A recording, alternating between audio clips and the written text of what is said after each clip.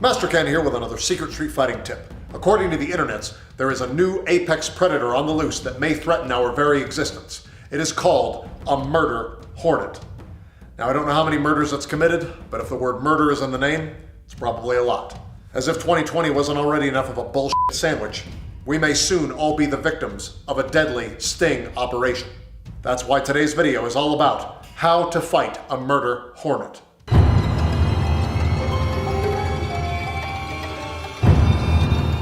Now, at the beginning of every self-defense situation, I always recommend we start with prevention, because if you can avoid the conflict altogether, your chances of survival greatly increase. I'm going to assume that murder hornets, like most evil creatures, feast on blood. So you're going to want to reduce your blood levels at every opportunity.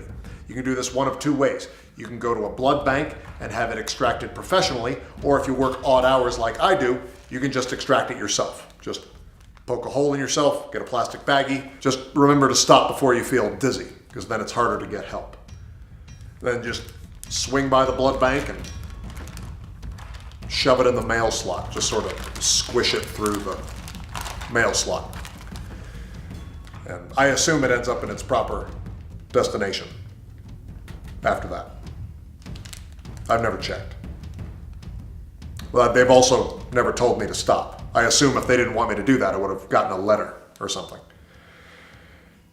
Not that I opened my mail, but if I did, I probably would have gotten a letter by now. But do that and it should keep you safe, because as the old saying goes, an ounce of prevention is worth a pound of blood. That's about a pound. The second thing I would recommend in preparing to battle murder hornets is to pick a travel companion. You do this for two reasons.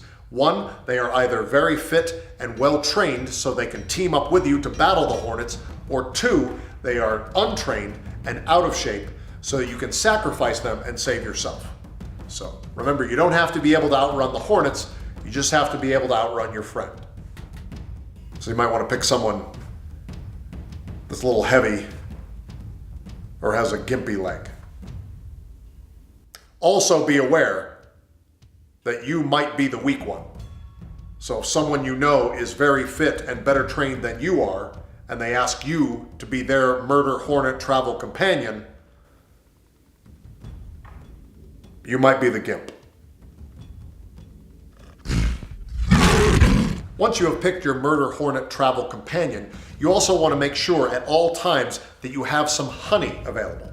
Bees, wasps, and even murder hornets are going to be irresistibly drawn to this. Now, why would you want to carry something that's going to draw them to you? You don't want to draw them to you, you want to draw them to this guy here. So, you hear some buzzing in the distance and suddenly you tell your friend, hey, got this new wonderful skin treatment, if you want to try it out.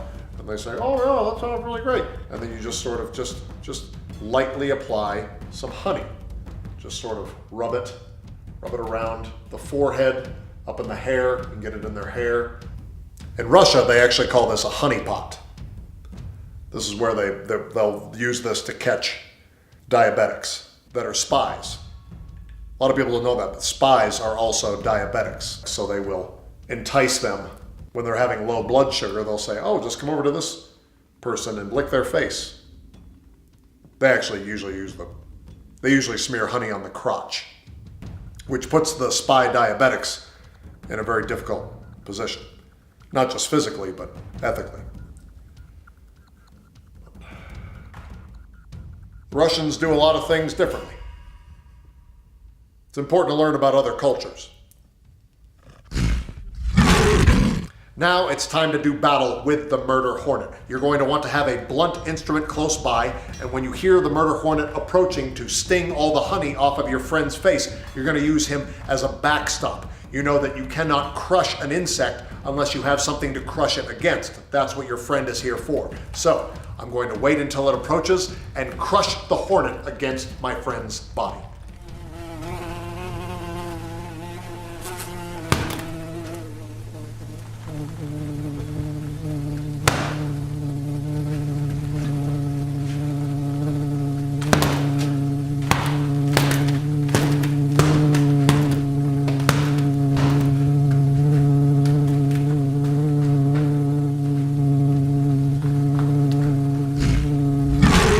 All right, if you don't manage to swat the murder hornet, there is one more thing you can do. What a lot of people don't know is unlike bees who grow up in beehives, hornets grow up in caves. The reason they are called hornets is because they literally have horns on their head. A lot of people incorrectly refer to them as antennae. They are not antennae, they are horns. So hornets grow up in horny caves. A horny cave is almost exactly the same size as two human mouths pressed together. So I'm going to ask Bob to open his mouth, I'm going to open mine, and entice the murder hornet into our trap. Just ask Bob to open his mouth.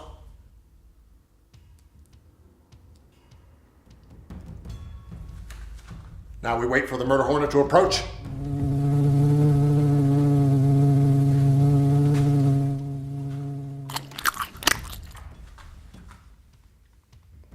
You gotta chew it right away. You gotta bite the stinger. Otherwise it'll sting you in the mouth. You just really chomp down on it. Also, it's important to swallow. You gotta make sure you swallow it. Because if you spit it out and hit somebody else with the venom, you might be charged with involuntary manslaughter. Oh. You want to swallow every single part except for the hornet groin.